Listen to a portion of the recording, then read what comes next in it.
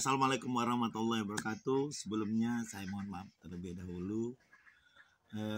Waktu saya pulang dari Jakarta itu ke Palembang, saya sempat tawar-menawar masalah lagu.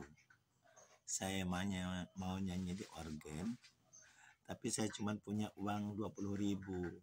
Saya maunya satu lagu itu 10.000. Tetapi vokalis-vokalis yang ada di kapal itu, dia memintanya 15 per satu lagu. Akhirnya dia turun 25. Saya nggak punya, saya bilang kayak gitu. Saya ngetes mental mereka. Memang seni itu tidak memandang usia tua ataupun muda. Seni itu tidak memandang itu. Seni itu adalah bawaan kita dari kecil. Siapapun dia punya seni. Tetapi seninya bukan hanya seni suara ataukah menjadi penyanyi. Jadi harapanku dengan rekan-rekan seni tentunya ya,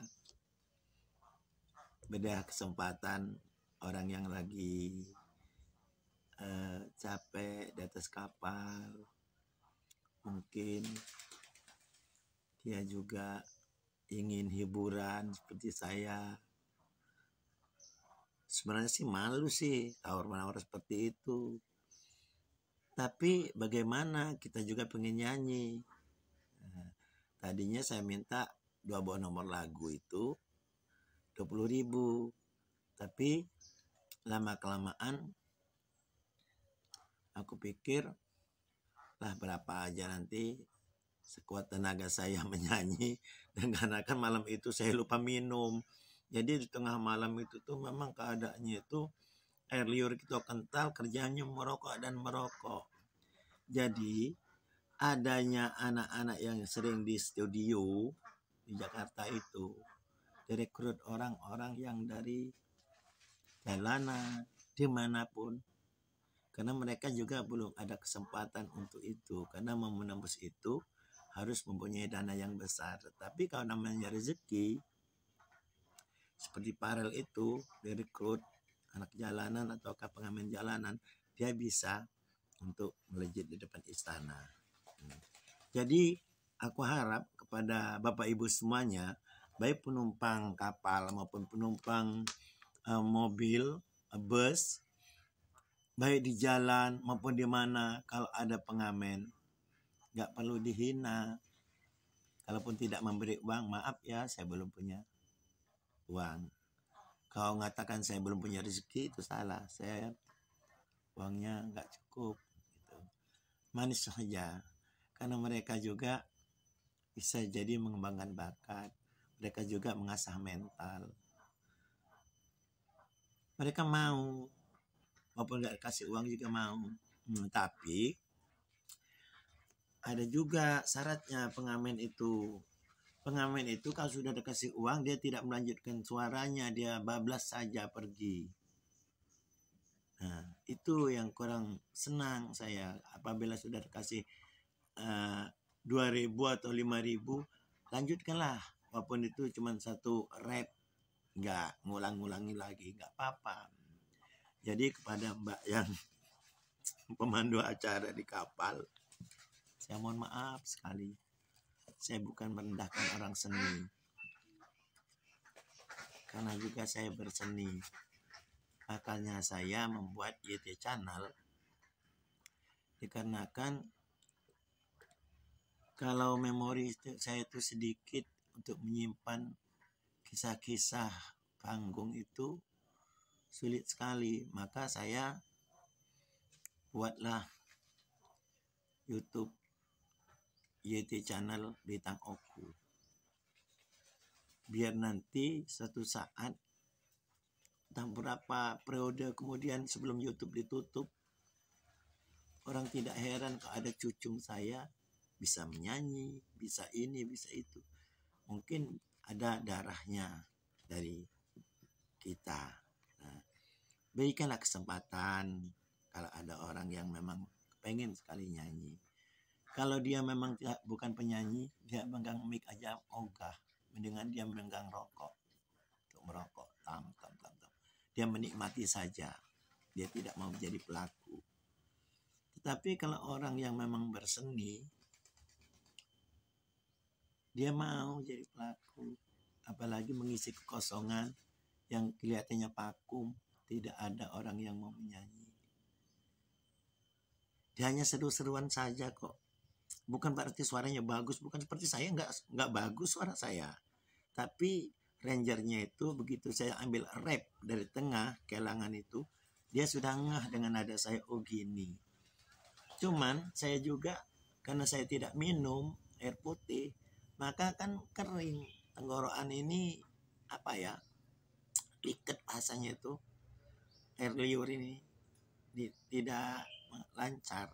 Jadi suara itu bisa pengaruh juga karena tidak tidur, karena kecapean, suara itu pengaruh. Jadi kalau memang kita mau jadi penyanyi, kita harus suara kita itu harus banyak istirahatnya. Kalau kita nggak istirahat, maka suara kita akan hilang. Mungkin ada resep-resep tertentu, saya juga tidak tahu, saya karena basicnya bukan penyanyi, tapi saya hobi menyanyi dan juga bisa memprotes orang yang nyanyinya salah, saya bisa protes. Bahkan vokalis yang bajunya jelek pun aku bisa protes di atas panggung. Kamu mau dibayar berapa sih? Kamu sudah berapa tahun kamu itu jadi penyanyi, jadi vokalis ini? Kok gitu-gitu amat? Banyak loh yang harga 150.000 tuh di pasaran bisa bagus di badan. Ini kan kalau sudah kayak gini kan nggak pantas. Kamu mau dibayar berapa? Nah, dari tampilan, apa itu menguntungkan saya? Enggak. Saya hanya sekedar bagaimana dia biar dia bisa tampil di depan umum. Kalau di panggung, orang lihat dulu pakaiannya dari tampilannya. Begitu dia megang mic, baru suaranya. Nah itu penjualannya kayak gitu. Jadi jangan mentang-mentang tempat orang yang kayaknya tuh di kapal cuek aja lah masalah pakaian, mau jebrot mau belendak-belendok masa bodoh, nggak juga. Sederhana itu boleh, tapi sederhana yang bagaimana caranya itu. Bukan berarti setiap tampil kita harus baju baru terus, enggak juga. Kan banyak baju yang pas-pas sama kita itu, yang masih bisa pantas-pantas tuh di kaki-kaki 5 itu. Terus pemilihan lagu sebagai vokalis, kalau nggak diminta oleh request lagu, kita cari lagu yang ngebeat, update, yang kira-kira orang situ apa ya, tidak pasaran, benar-benar pasaran. Tapi kalau permintaan request, lakukanlah seperti itu. Jadi waktu malam itu, waktu berangkat, saya naik kapal besar sekali, bahkan bagus sekali kapalnya. Nah, tempat organnya itu, ya rangernya ya itu juga. Yang mas-mas rambutnya putih itu, rangernya itu juga. Tapi itu tanggal hari apa ya itu, pokoknya itu saya berangkat tuh tanggal 5 kalau nggak salah tuh. Nah tapi tempat lokasinya itu antara bangku penonton itu sama ranger tuh cuman 1 meter, bahkan nggak nyampe kali ya 1 meter. Nah tuh, tapi kapalnya memang besar, bagus sekali kapal itu, penumpangnya banyak sekali. Memang mereka jual 50.000 3 lagu. Ya memang laku sih, namanya orang banyak. Nah kalau yang aku tumpangi, yang aku tawar-menawar itu, sekali lagi mohon maaf ya pada pemandunya, kapalnya mana kecil, orangnya sedikit, tempat tidurnya ala kadarnya, tapi panggungnya luas tuh. Maka saya tertarik pengen nyanyi waktu itu. Padahal basic saya bukan penyanyi, tapi saya hobi menyanyi. berilah kesempatan kepada orang yang ingin hiburan kalau memang itu ada waktunya terjeda. Tapi kalau memang waktunya sempit dan ramai sekali, nggak diberi kesempatan juga nggak apa-apa kalau dia tidak mau mengikuti panitia yang ada di situ. Karena itu adalah penghasilan. Kadang-kadang kita berseni itu bisa ketawa tapi hati kita terluka.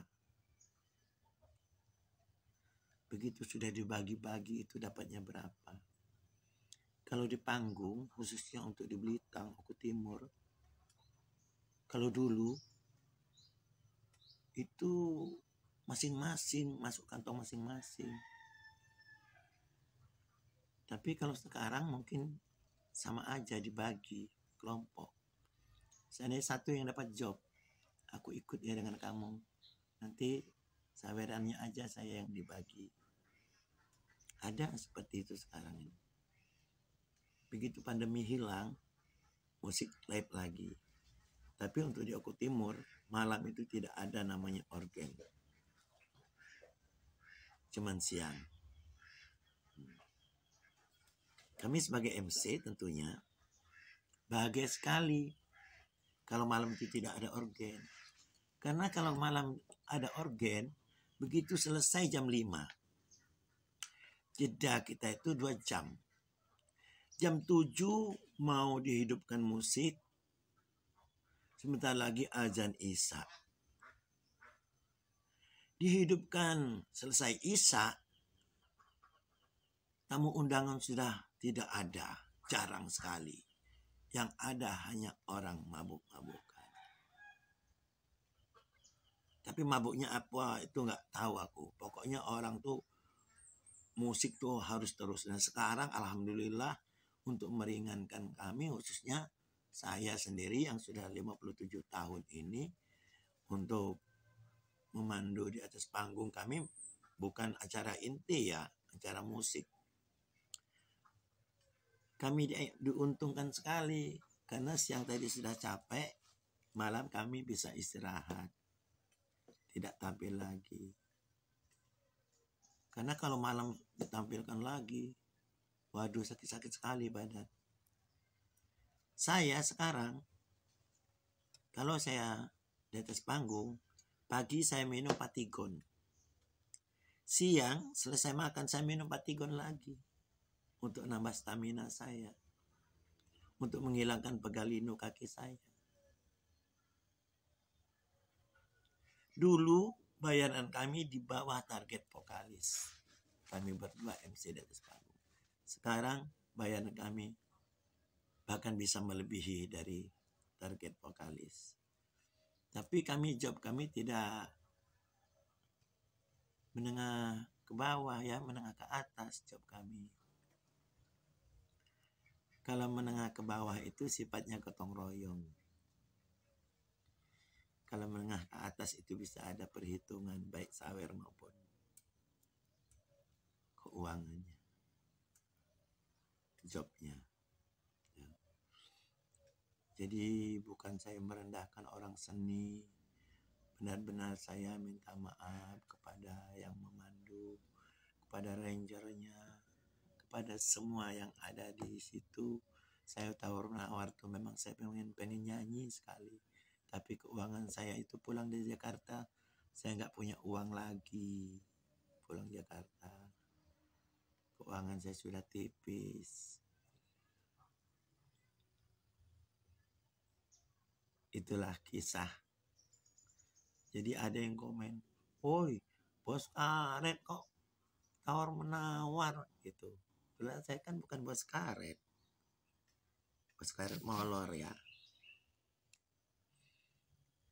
Karena rasa ingin ada interesting, ketertarikan di musik itu tadi.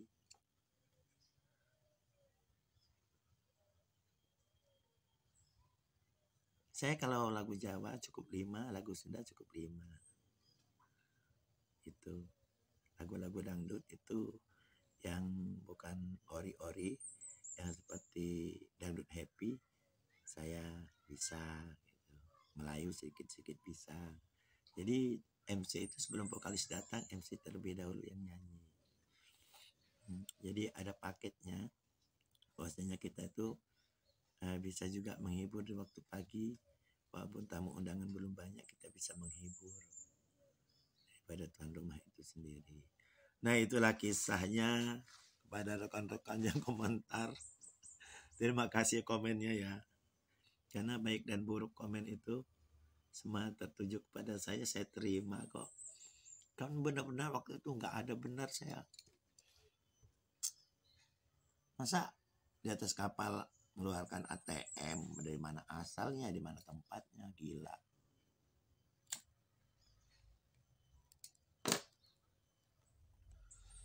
Mudah-mudahan kalau saya nyebrang lagi ke Jakarta, ketemu sama grup itu, mudah-mudahan masih say hello ya. Halo Bang, halo Mbak, halo Dek. Mudah-mudahan kita sama diberi kesehatan. Berseni itu indah. Berseni itu kadang-kadang hati ini bisa tersiksa. Tapi kita harus menampilkan seni itu adalah menghibur.